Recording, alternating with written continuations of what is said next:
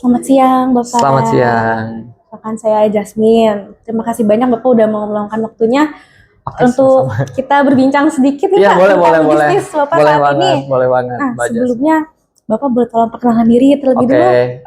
saya Boy, saya dari Math Studio, eh, salah satu vendor cetak digital juga mungkin ya, Oke. bisnisnya. Boleh dijelasin lagi Bapak, Bapak berarti saat ini menjalankan bisnis saya itu spesifiknya di bidang apa ya Pak ya? Sekarang di bidangnya sudah pasti digital printing untuk saat ini, tapi khusus ke pakaian, lebih ke wardrobe. Terus kita juga jasa pencetakan khusus aparel lah ya, baju Oke. gitu. Jadi yang kita fokuskan sekarang DTF sama Sublime untuk saat ini gitu digitalnya. Bapak kalau boleh tahu udah berapa lama dari bisnis DTF ini? Kalau sebetulnya kalau misalnya masalah custom t-shirt tuh bukan dari DTF sebetulnya. Awalnya kami mulainya dari DTG, dari garment dulu dari mesin-mesin kecil, rakitan seperti L1000, 3090, 1390 sampai L1800 itu di tahun 2014 kita pertama beli. Gitu, pertama nyobain DTG itu 2014 sampai sekarang, sampai kiamat mungkin ya, sampai selamanya kayaknya udah nggak akan kemana-mana lagi. Keren Bapak.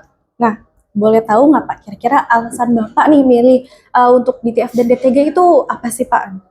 Simpel lah, udah ya, efisien. Nggak ada jawaban lain untuk sablon digital tuh selain efisien. Kalau misalkan masalah bagus enggaknya itu relatif ya, nggak bisa kita samain semua. Tapi kalau misalnya masalah efisien, menurut saya belum ada sablon yang seefisien sablon digital untuk saat ini. Jadi bagi saya kenapa memilih DTF atau sablon digital lainnya karena efisien. Itu. Nah Pak, kalau dari efisien berarti dari produk yang Bapak jual ke customer itu paling banyak peminatnya tuh dari apa sih Pak? Misalkan baju atau yang lain? Gitu? Untuk saat ini baju ya pasti. Penjualan nomor satu di Math Studio itu adalah kaos. Kalau sekarang karena kita baru main Sublime juga jadi jersey baru menyusul. Untuk aparel-aparel lain seperti celana juga short pants yang lain baru menyusul. Tapi kita tetap intinya di baju, di kaos gitu, di t-shirt. Karena saya pribadi pun emang suka banget sama kaos. Jadi merasa bisanya di kaos, jadi kita fokusnya ke kaos gitu. Untuk saat ini emang selling terbanyaknya kaos lah, t-shirt, graphic t-shirt. Berarti Bapak memang ada passion gitu ya Pak, ada hobi juga ya Pak untuk kaos? Hobi banget gitu, emang seneng banget sama kaos. Jadi emang awalnya juga emang suka bikin gitu. Nggak kepikiran sejauh ini untuk bikin mini garment di kantor kita sebesar ini. Awalnya kita emang hobi gitu, hobi bikin baju. Karena dulu kita belum tercapai untuk mendapatkan baju impor. Saya ngoleksi kaos band, belum tercapai. Salah satunya dulu bikin sendiri dengan cara DTG gitu ya. Kalau zaman dulu DTG gitu. Ceritanya jadi lebih ke bikin kaosnya atas dasar suka gitu, happy gitu bikin kaos. Itu keren sih Pak, sampai akhirnya Bapak mesinnya udah banyak banget sekarang ya? Lumayan banyak. Pak, boleh di-spill nih Pak, karena kan mesinnya Bapak udah banyak nih. Apa ada mesin apa aja sih Pak dari aneka warna dan media yang dipakai Pak? Kalau sekarang mesin kita pakai yang dari aneka warna tuh kebetulan Sublime ya. Kita pakai Sublime F64. Apa seriesnya saya belum tahu ya spesifiknya, lupa lagi, tapi series F64 kalau nggak salah. Itu dari aneka warna kita juga baru ngambil. Terus kalau sekarang DTF kita pakai P6000 itu rakitan juga.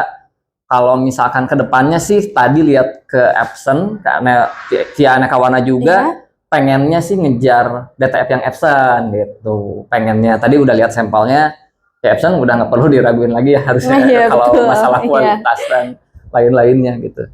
Oke, keren Pak.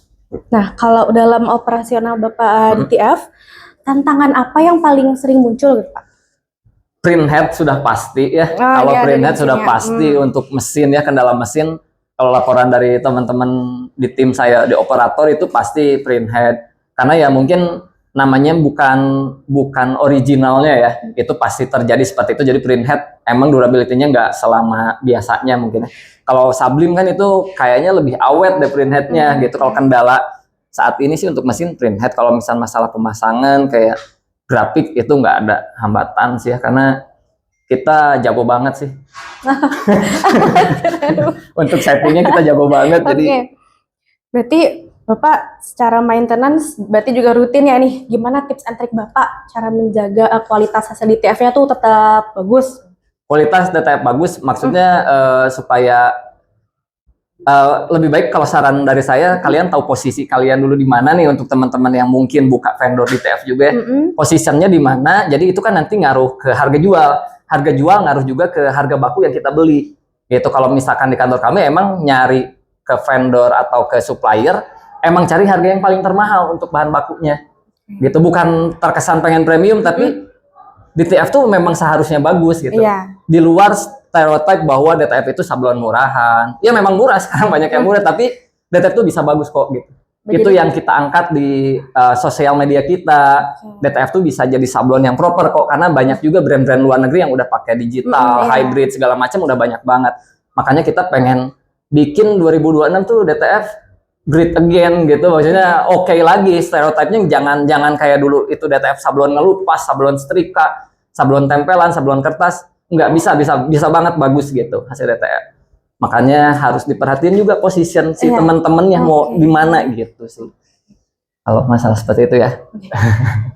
Berarti ini nyambung sama strategi Bapak ya untuk tahun 2026. Nah, Bapak ada strategi dan gimana cara Bapak ini bisa terus berkompetitif dalam dunia printing DTF ini, Pak? Bagi kan zaman semakin digital, terus juga semakin banyak. Kalau yang kami lakukan di Mad Studio tetap aktivasi media sosial ya. Paling penting mungkin sekarang media sosial, dan juga cara teknik penjualan mungkin secara bahasa juga harus dirubah, yang tadinya mau sablon murah diganti oleh kata-kata yang sablon efisien. Itu kan itu salah satu strategi juga ya untuk mendapatkan insight. Kami mungkin waktu awal-awal juga di TikTok rame, di platform-platform digital juga kan kita ngangkat bukan ngangkat sablon premiumnya atau apanya gitu, tapi hasil cetaknya, durability-nya, fungsinya tuh apa sih si DTF ini untuk brand owner pemula tuh efisien ke satu, murah karena bisa mix desainnya ya, karena nggak ada batasan warna, minimal order quantity itu sangat murah. Itu kenapa sablon DTF itu menjadi sablon paling efisien untuk teman-teman yang baru mau bikin brand gitu. Jadi strateginya ya kami tetap dari sosial media ngasih. Kalau knowledge kayaknya belum pantas ya, maksudnya kita cuma sharing aja kayak ke teman-teman kalau DTF tuh bakal jadi sablon yang efisien. Kita nggak bilang kalau sablon digital itu lebih baik dari sablon manual gitu, karena pasarnya juga tetap berbeda ya, antara manual screen sama digital printing itu pasti bakal sampai kapanpun punya pasarnya masing-masing gitu. Jadi strateginya tetap di sosial media sih. Jangan males untuk konten dan ngomong, udah itu aja. Untuk dapetin engage ya Pak. Untuk dapetin engagement gitu, iya gitu. Gitu. Baik. Keren banget Bapak, aku amazed sih sama bajunya itu kayak anak zaman sekarang banget ya. Iya. Aku termasuk salah satu yang suka nih tadi ngambil bajunya. Biar kelihatan. Ini pasti bikin sendiri juga di sini. Bikin sendiri, ini saya hampelasin. Oh. Gitu, pengen aja nyobain biar low profile. tetap high profile sih Pak. Takut ditawarin mesin terus. Bukan yang bagus ya Pak ya? Iya, saya pengen banget beli mesin yang banyak terus-terusan ya, supaya berarti kalau saya beli mesin terus kan otomatis tingkat pesanan juga tinggi ya gitu.